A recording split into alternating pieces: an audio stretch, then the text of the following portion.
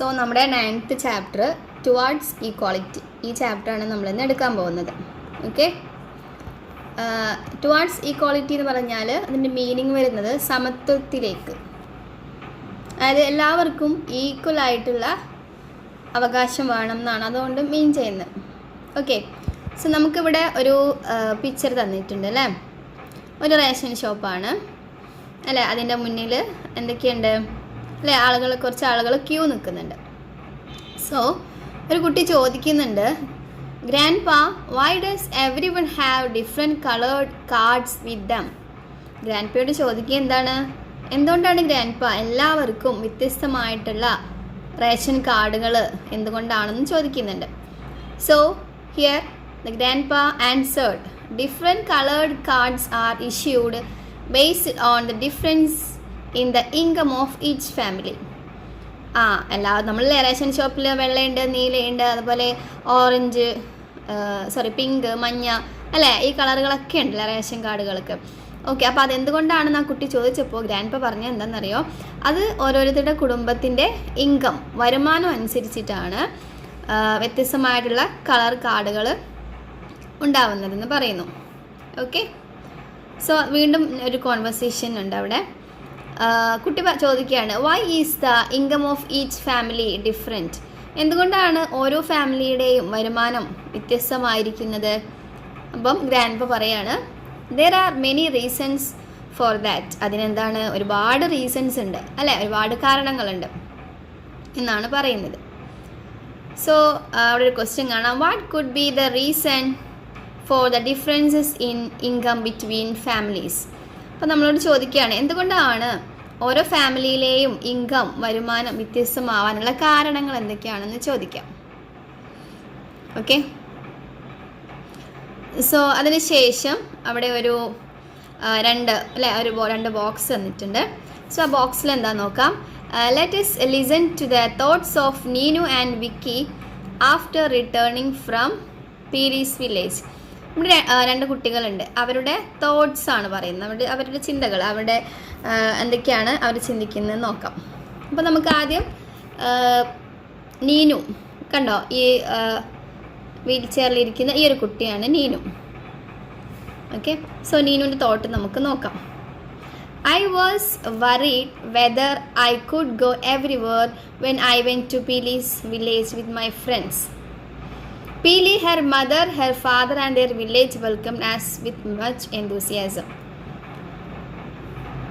Then how beautiful were the sights in the village. Peely's family uses the agricultural produce cultivated by her father for food. ഇവിടെ നീനു പീലിയുടെ ഗ്രാമത്തിനെ കുറിച്ചാണ് പറയുന്നത്. Okay, ആ കുട്ടി ആ ഗ്രാമത്തിൽ പോയപ്പോഴുള്ള അവരുടെ അനുഭവങ്ങൾ, അവളുടെ പീലി എന്ന് പറയുന്ന കുട്ടിയുടെ അച്ഛനും അമ്മയും അവരെ വളരെയധികം താല്പര്യത്തോട് കൂടിയിട്ടാണ് ആ വില്ലേജിലേക്ക് ക്ഷണിച്ചത്. അതുപോലെ തന്നെ ആ വില്ലേജിനെ കുറിച്ചാണ് നമ്മളോട് നീനു പറയുന്നത്. എന്ത് ഭംഗിയാണ്, beautiful were the sights in the village. ആ വില്ലേജിലെ കാഴ്ചകൾ അത്രയും ഭംഗിയുള്ളതായിരുന്നു. Peeli's family uses the agricultural produce cultivated by her father for food. അവളുടെ അച്ഛന് കൃഷി ചെയ്യുന്ന അഗ്രികൾച്ചറൽ ഉൽപ്പന്നങ്ങളാണ്, അതായത് കൃഷി ചെയ്തുണ്ടാക്കുന്ന സാധനങ്ങളാണ് അവർ ഫുഡായിട്ട് യൂസ് ചെയ്യുന്നത്. Okay, it had the taste of the food that I usually have in my ancestral home in my village. Okay, so അവളത് അവളുടെ വില്ലേജിൽ മുമ്പ് കഴിച്ചിരുന്ന ഫുഡിൻ്റെ ടേസ്റ്റ് വരെ അവൾ ഓർത്തെടുത്തു. Okay, I have to tell my family that we have to start farming on our farm land that is given for lease. അപ്പോൾ അവളുടെ ഫാമിലിയോട് പറഞ്ഞത്, ലീസിന് കൊടുത്തിട്ടുള്ള അവരുടെ ഭൂമിയിൽ എന്ത് ചെയ്യാം, ഫാമിംഗ് ചെയ്യാം, കൃഷി ചെയ്യാമെന്ന് അവൾ പറഞ്ഞിട്ടുണ്ട്. I wish we moved back from these government quarters to our ancestral village so that I could enjoy the happiness of my village also. My parents can then go to the office from there. Okay, so ഇവിടെ എന്താ പറയുക, നീനു എന്ന് പറഞ്ഞ കുട്ടി പീലിയുടെ വില്ലേജിൽ കാര്യങ്ങളൊക്കെ ഓർത്തെടുത്തപ്പോൾ അവൾക്ക് അവളുടെ പഴയ ഓർമ്മകളും, അവൾക്ക് വില്ലേജിൽ പോകണം, അവിടുത്തെ ഫുഡ് കഴിക്കണം, അവിടുത്തെ ബ്യൂട്ടി ഇതാക്കണം എന്നൊക്കെയുള്ളൊരു ചിന്തയാണ്. അപ്പം അങ്ങനെ ചെറിയൊരു കുട്ടിയുടെ ഒരു തോട്ട്. ഇനി നമുക്ക് വിക്കി എന്ന് പറയുന്ന കുട്ടിയുടെ ചിന്തകൾ, തോട്ട്സ് എന്തൊക്കെയാണെന്ന് നോക്കാം. ഓക്കെ, അപ്പോൾ ഇത് ജസ്റ്റ് ഒരു എക്സാമ്പിൾസ് ആണ് കേട്ടോ. അപ്പോൾ നമുക്ക് രണ്ട് ഡിഫറെൻറ്റ് ഫാമിലീസിനെ കാണിക്കാൻ വേണ്ടിയിട്ടാണ് ഇത് കാണിച്ചു തരുന്നത് കേട്ടോ. രണ്ട് തരം, ഒരു അഗ്രികൾച്ചർ, അതായത് കൃഷിയൊക്കെ ചെയ്ത് ജീവിക്കുന്ന ഒരു ഫാമിലി ഉണ്ട്. സോ ആ ഫാമിലിയെ കുറിച്ചൊന്ന് അറിയാൻ വേണ്ടിയിട്ട്, ഒരു അവയർനെസ് തരാൻ വേണ്ടിയിട്ടാണ് ഇങ്ങനെ ഒരു ഇത് കാര്യം പറയുന്നത്. Okay, so I went to വിക്കിയുടെ തോട്ട്സ് ആണ് നോക്കാൻ പോകുന്നത്. വിക്കിയുടെ തോട്ട്സ്.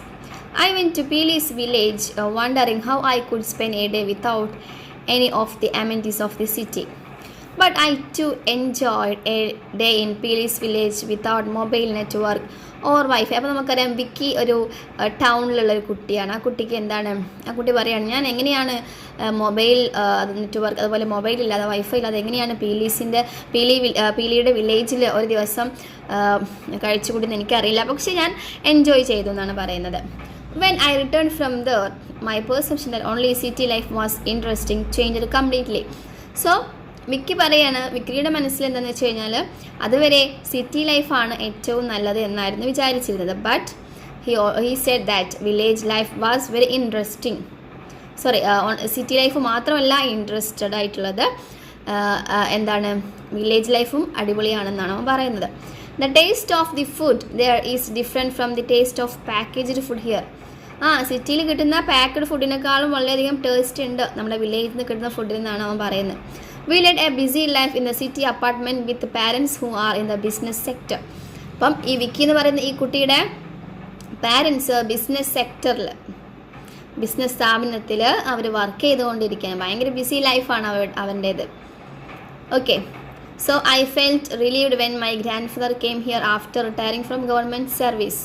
അപ്പോൾ അവൻ്റെ ഗ്രാൻഡ് ഫാദർ, മുത്തച്ഛൻ എന്ത് ചെയ്തു, ഗവൺമെൻറ് സർവീസിൽ നിന്ന് റിട്ടയർഡ് ആയി കഴിഞ്ഞ് വന്നപ്പോൾ അവന് ഭയങ്കര ഒരു ആശ്വാസമൊക്കെ തോന്നി. ബിക്കോസ് അവനൊരു ബിസി ലൈഫാണ്, അവനക്കൊരു എൻജോയ്മെൻറ്റും ഇല്ലാതെ ഒരു ബിസി ആയിട്ട് പോകുന്നൊരു ലൈഫ്. സോ നമുക്കിവിടെ രണ്ട് പേരുടെ കാണാം അല്ലേ, നമ്മുടെ ഈ വിക്കിയുടെയും അതുപോലെ തന്നെ നീനുവും, രണ്ട് കുട്ടികളുടെ തോട്ട്സ്. അപ്പോൾ രണ്ട് കുട്ടികളും വ്യത്യസ്തമായിട്ടുള്ള ഫാമിലിയിൽ നിന്നാണ് അവർ രണ്ടുപേരും ഉള്ളത്. ഓക്കെ, സോ നമുക്ക് ബാക്കി നോക്കാം. Have you taken note of the thoughts both the friends? രണ്ട് കുട്ടികളുടെയും തോട്ട്സ് അല്ലേ നമ്മൾ കണ്ടു. രണ്ട് കുട്ടികളും രണ്ട് ഡിഫറെൻറ്റ് ഫാമിലി അറ്റ്മോസ്ഫിയറിൽ നിന്ന് വരുന്ന ആളുകളാണ്. So they share about the sources of income of their family in their thoughts. അപ്പം അവരുടെ ഫാമിലി, കുടുംബത്തിൽ വരുമാനം വരുന്ന ഒരു മാർഗം എങ്ങനെയൊക്കെയാണ്? List the sources of income of both the families. ഇവിടെ source of family, income from നീനുവിൻ്റെ ഫാമിലിയിൽ സോഴ്സ് ഓഫ് ഇൻകം വരുന്നത് എങ്ങനെയാണ്? ലീസ് എന്ന് വെച്ചാൽ അവർ ഭൂമി പാട്ടത്തിന് കൊടുത്തിട്ട് അങ്ങനെയാണ് അവർ വരുമാനം ഉണ്ടാക്കുന്നത്. ഓക്കെ, അവർക്ക് ഫീൽഡ്, പാടം അല്ലെങ്കിൽ ഭൂമിയുണ്ട്. സോ അങ്ങനെയാണ് അവർ അവരുടെ ഇൻകം എന്ന് പറയുന്നത് അതാണ്. പിന്നെ നമുക്ക് കാണാൻ പറ്റും നമ്മുടെ വിക്കി എന്ന് പറയുന്ന കുട്ടിയുടെ source of family, income of Vicky. Sources of family, income of Vicky. വിക്കിയുടെ കുടുംബത്തിൻ്റെ വരുമാനത്തിൻ്റെ സോഴ്സ് എങ്ങനെയാണ്? ബിസിനസ് അല്ലേ, അവർ ബിസിനസ്, അവൻ്റെ ഫാദർ മദറൊക്കെ ബിസിനസ് ചെയ്യുന്ന ആളുകളാണ്. ഓക്കെ, ബിസിനസ് സെക്ടറിൽ വർക്ക് ചെയ്യുന്നവരാണ്. സോ നമുക്ക് രണ്ട് ലൈഫ് ഇവിടെ കാണാൻ പറ്റും. സോ രണ്ട് കുടുംബത്തിലെയും വരുമാനം സ്രോതസ്സുകൾ നമുക്കിവിടെ കാണാൻ പറ്റും. ഓക്കെ, സോ ദെൻ നെക്സ്റ്റ് നോക്കൂ കേട്ടോ. The table shown below give us an appropriate estimate of the monthly income of both the families. So അവിടെ രണ്ട് കുടുംബത്തിൻ്റെയും വരുമാനം കൊടുത്തിട്ടുണ്ട്. ഫാമിലി, വിക്കിയുടെ ഫാമിലിയിൽ എങ്ങനെയാണ് മന്ത്ലി ഇൻകം, മാസ വരുമാനം എങ്ങനെയാണ്? ബിറ്റ്വീൻ 3 lakh and 5 lakh അല്ലേ. വിക്കിയുടെ വീട്ടിൽ വരുമാനം എന്ന് പറയുന്നത് 3 ലക്ഷത്തിൻ്റെയും 5 ലക്ഷത്തിൻ്റെയും ഇടയിൽ, 3 lakhൻ്റെയും 5 lakhൻ്റെയും ഇടയിലാണ് വരുന്നത് മന്ത്ലി ഇൻകം, മാസ വരുമാനം. അതുപോലെ നീനുവിൻ്റെ ഫാമിലി ഇൻകമോ ബിറ്റ്വീൻ 1 lakh and 3 lakh, 1 ലക്ഷത്തിൻ്റെയും 3 ലക്ഷത്തിൻ്റെയും ഇടയിലാണ് നീനുവിൻ്റെ ഫാമിലി ഇൻകം, മന്ത്ലി ഇൻകം വരുന്നത്. ഓക്കെ, സോ നമുക്ക് ഈ രണ്ട് ഡിഫറൻസസ് കാണാം അല്ലേ. വിക്കിയുടേതാണ് ഏറ്റവും കൂടുതൽ മന്ത്ലി ഇൻകം ഉള്ളത്. ബിക്കോസ് അവരുടെ അച്ഛനും അമ്മയും എന്താണ് ബിസിനസ് സെക്ടറിൽ വർക്ക് ചെയ്തുകൊണ്ടിരിക്കുകയാണ്. സോ അവർക്കാണ് ഏറ്റവും ഇൻകം കൂടുതലും. നീനുവിൻ്റെ ഫാമിലി എന്ന് പറയുന്നത് ആ ഒരു ലീസ്, ഭൂമി പാട്ടത്തിന് കൊടുത്തിട്ട് കിട്ടുന്ന വരുമാനമാണ് അവരുടെ ഹോൾ ദ ഫാമിലിയുടെ ഇൻകം. ഓക്കെ, സോ ഇവിടെ ഒരു ടാബിൾ കൊടുത്തിട്ടുണ്ട്. സോ ജസ്റ്റ് അതൊന്ന് കമ്പാരിസൺ, ഇതുപോലെയായിട്ട് കമ്പാരിസൺ ആണ് കേട്ടോ, ജസ്റ്റ് റീഡ് ചെയ്യാം. ഇനി അടുത്ത നോക്കാം. Reasons for difference in family income. ഒരു ഫാമിലിയിലെ വരുമാനം വ്യത്യസ്തമാവാനുള്ള കാരണങ്ങൾ എന്തൊക്കെയാണെന്നാണ് ചോദിച്ചിരിക്കുന്നത്. Reasons for differences in family income എന്തൊക്കെയാണ്? First one, difference in income from employment. ഇപ്പോൾ നമ്മൾ കണ്ടു, നമ്മൾ വിക്കിയുടെയും അതുപോലെ തന്നെ നീനുവിൻ്റെയും 2 ഫാമിലികൾ തമ്മിലുള്ള വ്യത്യാസങ്ങൾ കണ്ടു അല്ലേ. അവരുടെ 2 ജോലികളിൽ 2 എംപ്ലോയ്മെൻറ്റ് തൊഴിലുകളിൽ നിന്നും ഡിഫറൻസ്. ഇപ്പോൾ നമ്മൾ ലീസിന് കൊടുക്കുന്നതും അതുപോലെ ബിസിനസ് സെക്ടറിൽ വർക്ക് ചെയ്യുന്നതും 2 വ്യത്യാസമുണ്ട് അല്ലേ.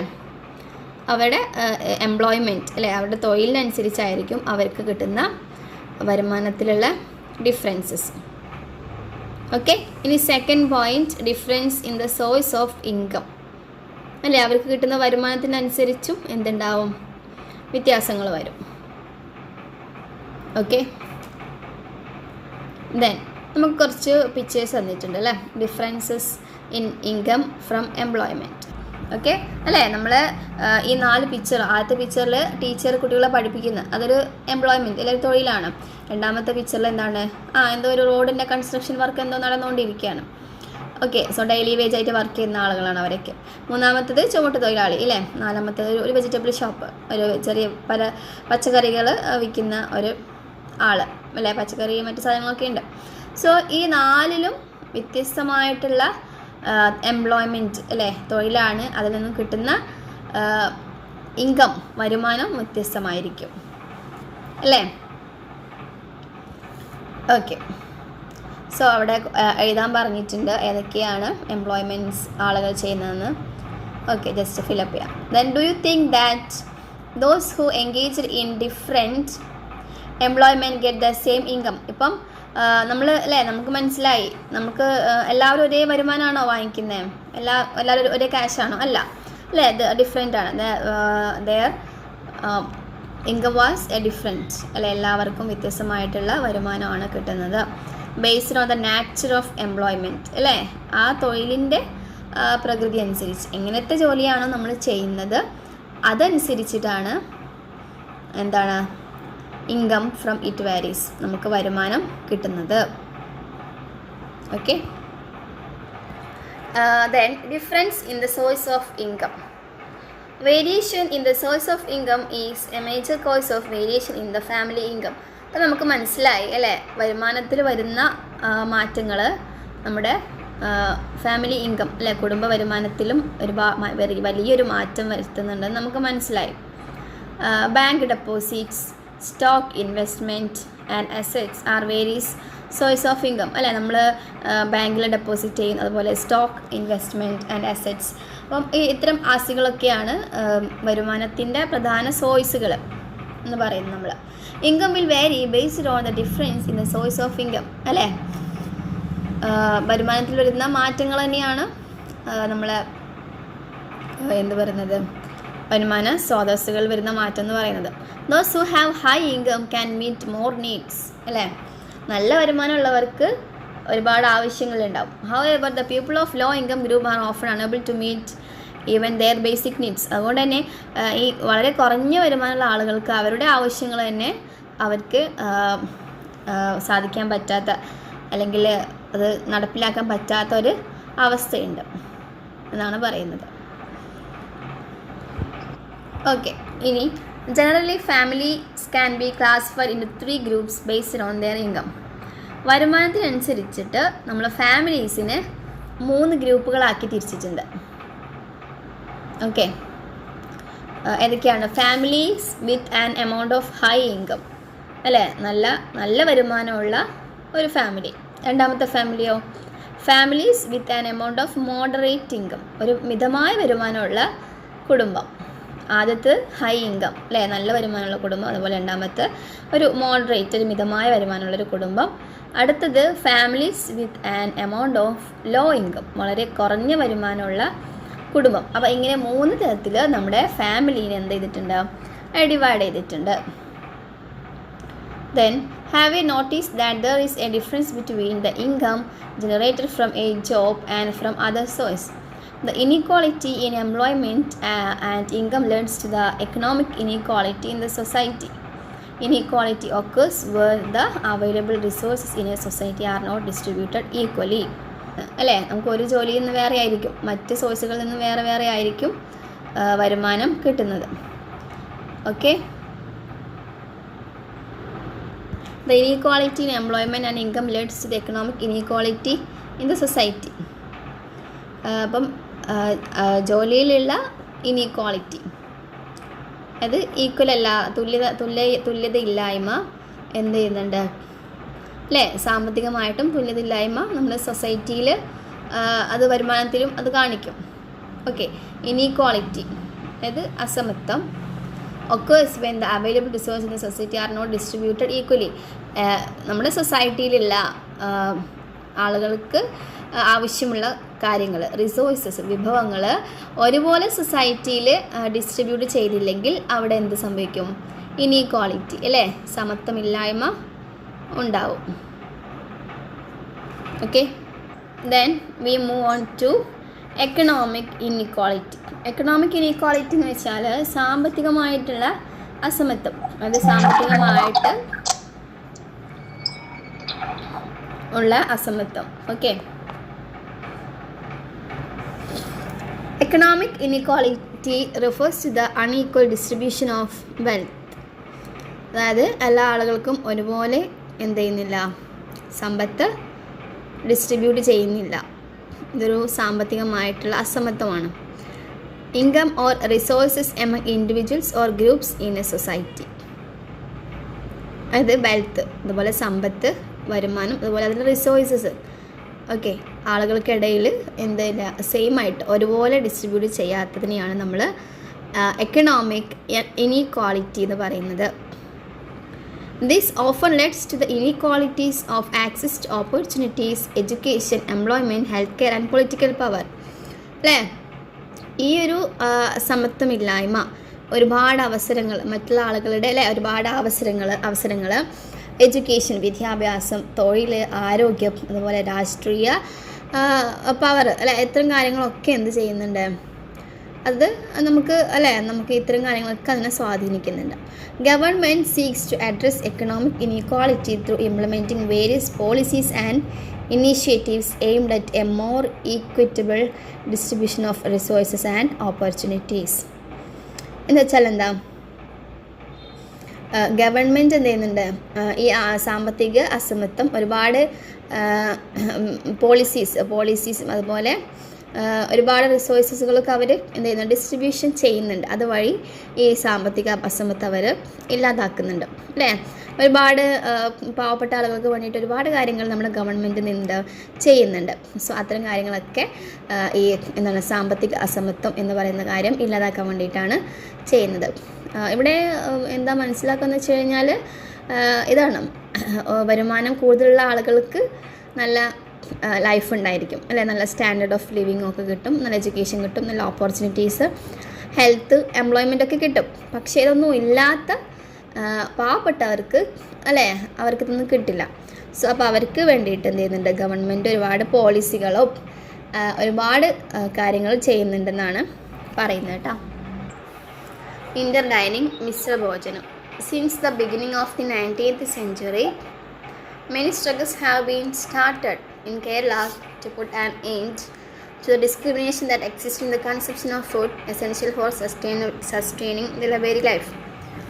ഓക്കെ, അതെന്ന് വെച്ചാൽ 19ാം നൂറ്റാണ്ടിൻ്റെ തുടക്കത്തിൽ ഒരുപാട് സ്ട്രഗിൾസ് കേരളത്തിൽ ഉണ്ടായിട്ടുണ്ട്. എന്തിനു വേണ്ടിയിട്ടാണ്?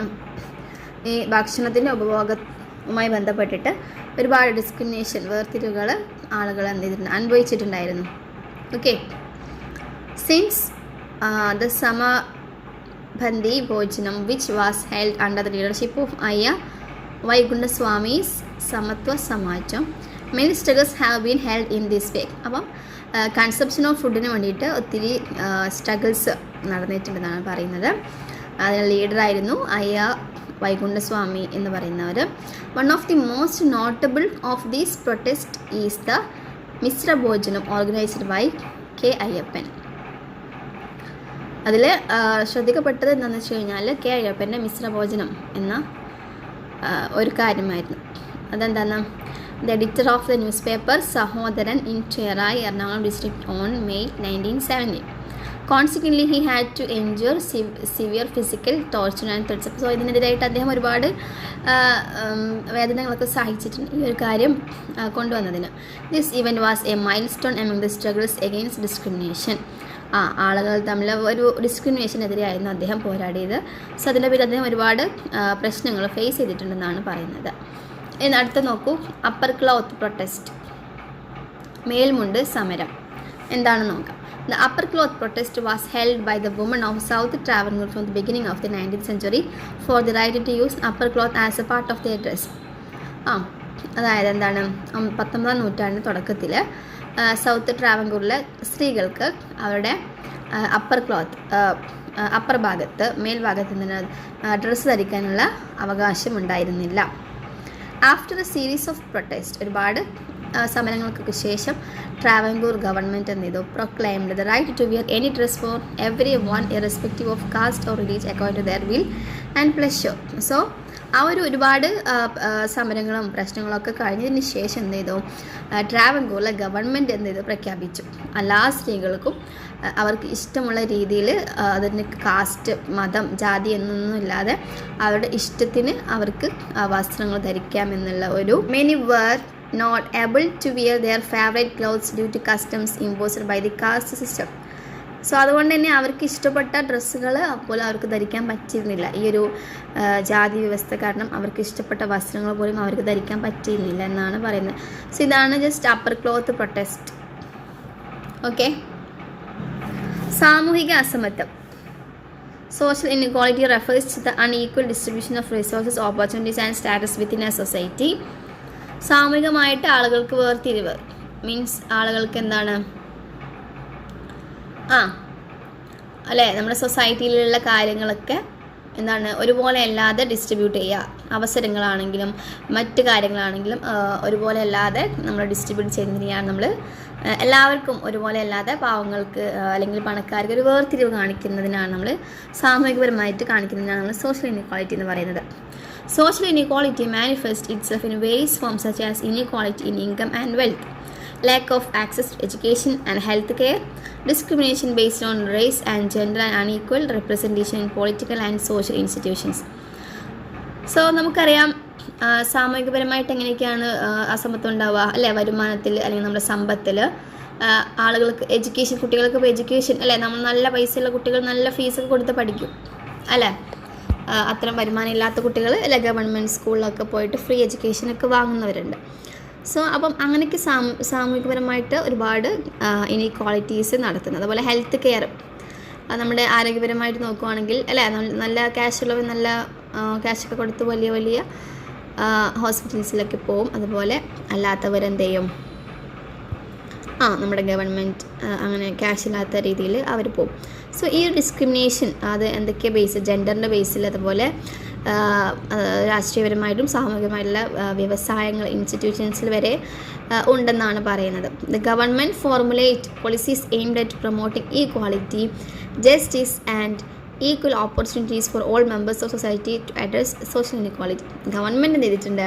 ഒരുപാട് പോളിസീസ് ഫോർമുലേറ്റ് ചെയ്തിട്ടുണ്ട്. എന്തിനാണ് അവർ ലക്ഷ്യം വെച്ചിട്ടുള്ളത്? എയിംഡ് അറ്റ് പ്രൊമോട്ടിംഗ് ഈക്വാളിറ്റി, എല്ലാവർക്കും തുല്യത കൊടുക്കാനും, ജസ്റ്റിസ് നീതി കൊടുക്കാനും, അതുപോലെ equal opportunities for all members of the society, സമൂഹത്തിലുള്ള എല്ലാ ആളുകൾക്കും ഒരേ തുല്യ അവസരങ്ങൾ കൊടുക്കാൻ വേണ്ടിയിട്ടും ആണ് എന്താണ് ഗവൺമെൻറ് ഒരുപാട് പോളിസീസ് കൊണ്ടുവന്നത്. ഓക്കെ. ദെൻ ഇനി നമുക്ക് നോക്കാനുള്ള എന്താണെന്ന് വെച്ച് കഴിഞ്ഞാൽ, let us examine the causes of social inequality and the factors that influence them. സാമൂഹിക അസമത്വത്തിൻ്റെ കാരണങ്ങൾ എന്തൊക്കെയാണെന്നാണ് ചോദിക്കുന്നത്. Okay. So first one, causes of social inequality, സാമൂഹിക അസമത്വത്തിൻ്റെ കാരണങ്ങൾ. അപ്പോൾ അവിടെ കൊടുത്തിട്ടുണ്ട് എക്കണോമിക് ഇനീക്വാളിറ്റി അല്ലേ, സാമ്പത്തികമായിട്ടുള്ള അസമത്വത്തിന് സ്വാധീനിക്കുന്ന ഘടകങ്ങൾ, ഫാക്ടേഴ്സ് ദാറ്റ് ഇൻഫ്ലുവൻസ്. എന്തൊക്കെയാണ്? First one, disparity in income, അല്ലേ? വരുമാനത്തിലുള്ള മാറ്റം, അൺഎംപ്ലോയ്മെൻറ്റ്, തൊഴിലില്ലായ്മ. Lack of availability of resources, അല്ലേ? നമ്മുടെ വിഭവങ്ങളുടെ ലഭ്യതക്കുറവ്. Differences in wages or salary, നമ്മുടെ ശമ്പളത്തിൽ അല്ലെങ്കിൽ സാലറിയിലുള്ള വ്യത്യാസങ്ങൾ. Then okay, second one, educational inequality, വിദ്യാഭ്യാസമായിട്ട് അസമത്വം ഉണ്ടാവും. എങ്ങനെയാണ്? ലാക്ക് ഓഫ് ക്വാളിറ്റി എഡ്യൂക്കേഷൻ, അല്ലേ? അത് നമ്മൾ നല്ല ക്യാഷ് കൊടുത്ത് പഠിക്കുന്നവർക്ക് നല്ല ക്വാളിറ്റി എഡ്യൂക്കേഷൻ കൊടുക്കും, അല്ലാത്തവർക്ക് അത്ര ക്വാളിറ്റി ഇല്ലാത്ത എഡ്യൂക്കേഷൻ ആയിരിക്കും കൊടുക്കുന്നത്. അതുപോലെ എന്താണ്? ലിമിറ്റഡ് എഡ്യൂക്കേഷണൽ ഓപ്പർച്യൂണിറ്റീസ്, വിദ്യാഭ്യാസ അവസരങ്ങൾക്കൊരു പരിമിതിയുണ്ട്. നല്ല ക്യാഷ് കൊടുത്ത് കയറുന്നവരും ക്യാഷ് ഇല്ലാത്തവർ പുറത്ത് നിൽക്കേണ്ട അവസ്ഥയൊക്കെ ഉണ്ടാവാറുണ്ട്, അല്ലേ? ഇനി ഇനിക്വാളിറ്റി വിത്തിൻ സോഷ്യൽ സ്ട്രക്ചർ, അല്ലേ? ഒരു സാമൂഹിക ഒരു സ്ട്രക്ചറിന് ഉള്ളിലുള്ള അസമത്വം എങ്ങനെയൊക്കെയാണ്? Discrimination based on caste, religion, race, gender, status and special needs, അല്ലേ? എന്തൊക്കെയാണ് നമ്മൾ വേർതിരിവ്, ഡിസ്ക്രിമിനേഷൻ കാണിക്കുന്നത്? കാസ്റ്റ്, അല്ലെ? മതം, ജാതി, വർണ്ണം, അല്ലേ? അതുപോലെ നിലവാരം, ഇതൊക്കെ ബേസ് ചെയ്തിട്ടും എന്ത് ചെയ്യുന്നുണ്ട്? ഒരു സമൂഹത്തിനുള്ളിൽ ആളുകൾ വേർതിരിവ് കാണിക്കാറുണ്ട്. Inequality due to social norms, മറ്റ് സാമൂഹികപരമായിട്ടുള്ള, അല്ലേ, കാര്യങ്ങൾ കൊണ്ട് അസമത്വങ്ങൾ കാണിക്കുന്നുണ്ട്. ദെൻ ജിയോഗ്രഫിക്കൽ ഇനിക്വാളിറ്റീസ്, ഭൂപ്രകൃതമായിട്ട് എന്തൊക്കെയാണ് അസമത്വങ്ങൾ?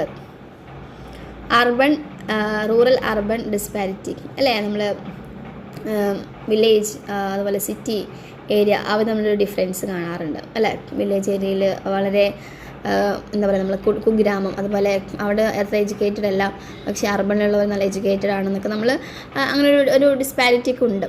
ഓക്കെ, അതുപോലെ lakh of availability of resources, വിഭവങ്ങളുടെ ലഭ്യതക്കുറവ്, അല്ലേ? നമ്മുടെ വില്ലേജ് ഏരിയയിൽ നമുക്ക് ഫെസിലിറ്റീസ് ആണെങ്കിലും മറ്റു കാര്യങ്ങളൊക്കെ കുറവായിരിക്കും, പക്ഷേ അർബൻ ഏരിയയിലാണെങ്കിൽ എന്താണ്?